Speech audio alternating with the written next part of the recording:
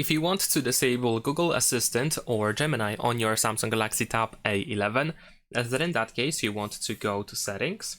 There we go. Now over here on the left side we're gonna scroll down to Google, open all services, and then you should be able to find Search Assistant and Voice in here. There we go. Now we're gonna choose Google Assistant. There is also a chance that you will find the Gemini in here. If you do, then it doesn't really matter if you actually use Gemini or Google Assistant. You want to choose Google Assistant regardless. And in here you might also be able to find this option, Digital Assistants from Google. So if you use Gemini, then you want to go over here and switch to Google Assistant. There we go.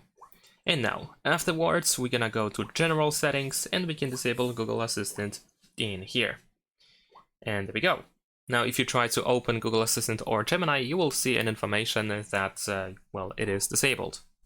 And that's pretty much it. Thanks for watching, leave a like and subscribe.